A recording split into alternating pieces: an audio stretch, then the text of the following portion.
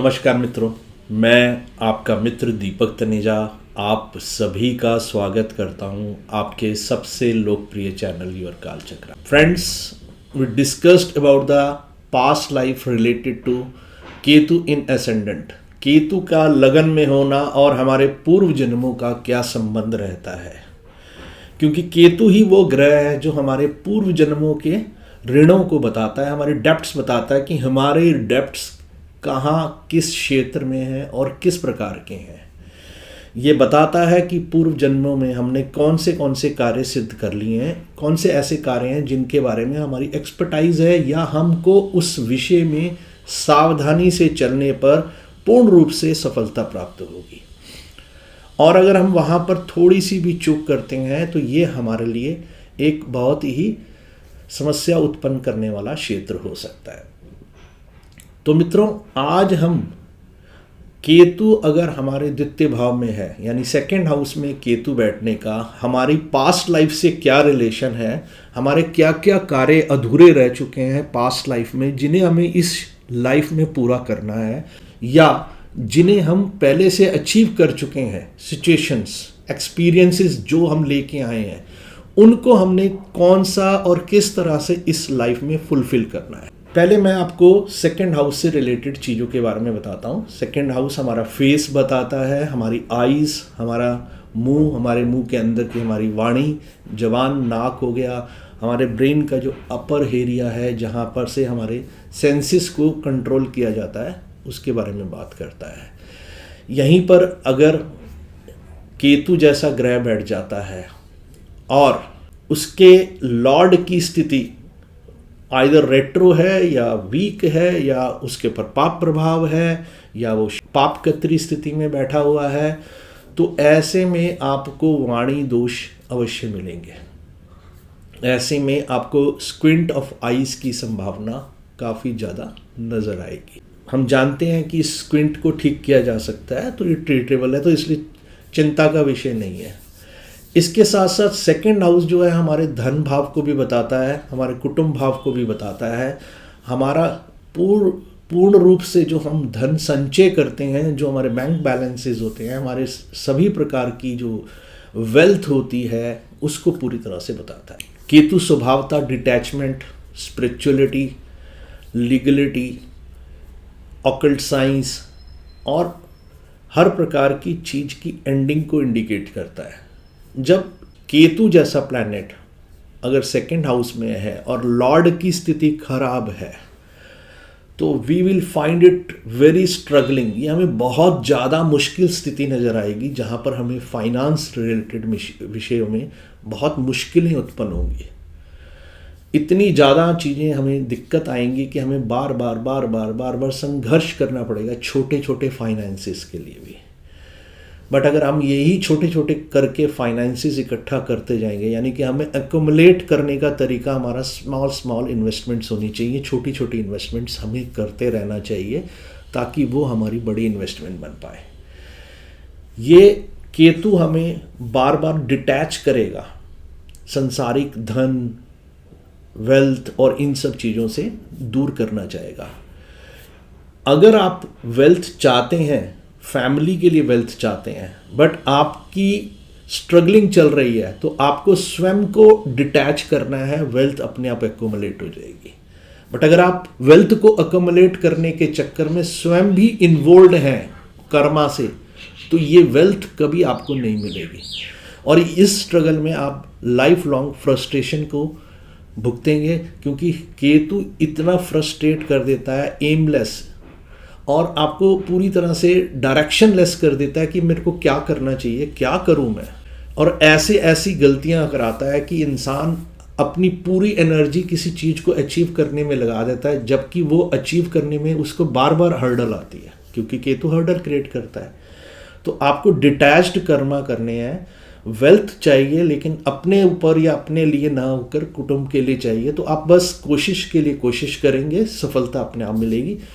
But always accumulate in small amounts. बहुत बड़े बड़े अमाउंट्स के बारे में मत सोचिए, छोटे छोटे अमाउंट्स के बारे में सोचिए कि चलो 20,000 आए, 10,000 आए, ऐसे इसकी इन्वेस्टमेंट्स करते चले जाइए।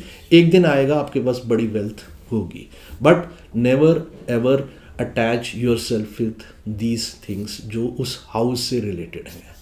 पास्ट लाइफ में भी आप बहुत कुछ सीख के आए हैं। अगर आप वाणी को साध लेते हैं तो ये सिद्ध वाणी वाला योग भी बनता है। आपके मुंह से निकले हुए शब्द पूर्णतः सत्य निकलेंगे। तो इसलिए अगर आप जब बोलते हैं इस चीज़ को ध्यान रखिए कि किसी स्थिति में भी आपको कोई ऐसे शब्द नहीं बोलने जिनकी पीड़ा दूसरे को बहुत ज़्यादा हानि पहुंचाए और अंत में वो आपको भी किसी न किसी कर्मा के कारण से असफलता प्राप्त हो। तो मेरा सुझाव है कि ये सिद्ध वाणी वाली स्थिति भी है, बट ये तभी आएगी जब आपके द्वारा कोई ऐसा कर्मा नहीं किया जाएगा जिसमें अपने निज स्वार्थ को ऊपर रख के किया जाता है। जब आप बहुत सौम्य तरीके से, सभ्य तरीके से किसी से बात करेंगे तो ये सिद्ध दे देगा आपको, ये सिद्धि दे देगा आपको, ये आपको ऐसी उपलब्धि दे देगा कि वाणी का ऐसा सम्मोहन रहेगा कि आपकी तरफ लोग आकर्षित होंगे। अगर आपकी आंखों में वासना नहीं होगी, आपकी आंखों में कोई बुराई नहीं होगी, तो यह आपके आंखों में भी ऐसी सम्मोहन शक्ति दे देगा कि आपकी तरफ लोग आकर्षित होते चले जाएंगे। लेकिन अगर आपने वासना या स्वार्थ सिद्धि को ऊपर रखकर यहाँ पर बैठे केतु का दुरुपयोग किया तो ये आपके आसपास के ही नहीं, सिर्फ आपको जो भी परिचित होंगे उन सब लोगों को धीरे धीरे आपसे दूर कर देगा। केतु की हैंडलिंग अधिकतर प्लैनेट्स नहीं कर पाते हैं और वो ऐसी स्थिति में पहुंच जाते हैं कि उनको स्वयं समझ नहीं आता कि वो करे तो करे क्या। आप कई बार लोगों से पूछेंगे, वो कहेंगे मैं जीवन के सभी कार्यों को सही तरीके से करता हूँ, परंतु मैं जानता ही नहीं कि मुझसे कहाँ गलती हो रही है और क्यों गलती हो रही है कि मेरे जीवन में कहीं सफलता नहीं है, कोई सुख नहीं है, ना कुटुंब का सुख है, ना ही धन का सुख है।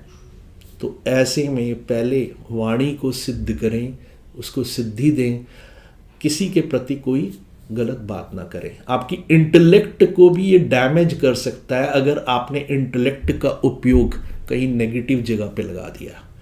अदरवाइज यही आपको ऐसी इंटेलेक्ट दे सकता है कि आपके मुंह से निकले हुए शब्दों को सुनने के लिए भीड़ उमड़ उमड़ के आए।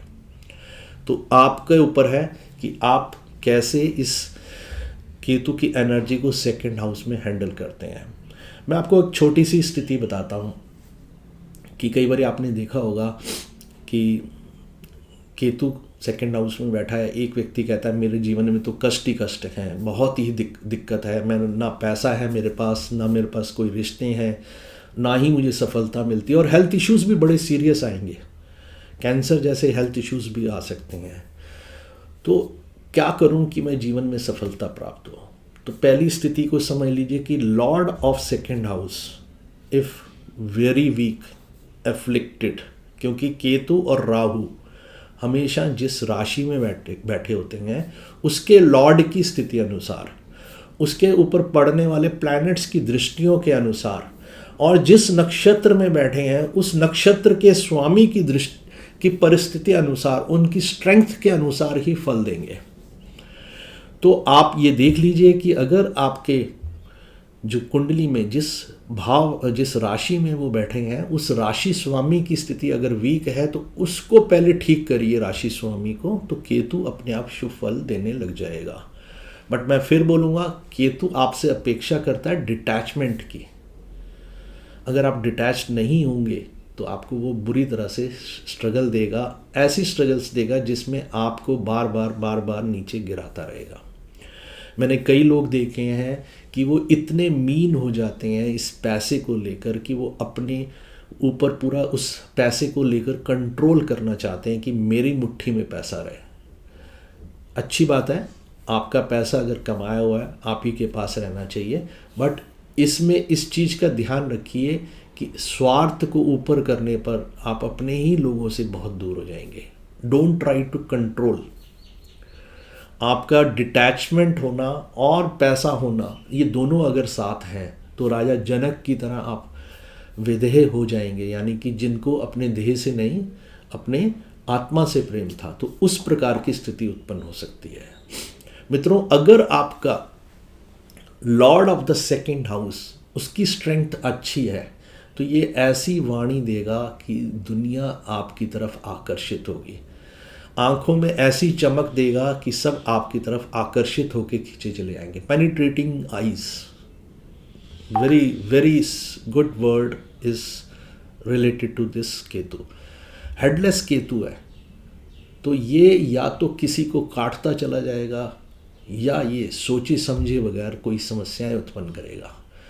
तो संभल के चलिए, सावधान रहिए। अगर आपका केतु अगर वीक है तो अपने हाथ से ही, अपने शब्दों से ही और अपनी वाणी से ही आप अपने आसपास अपनी असफलता की पूरी कहानी लिख देंगे।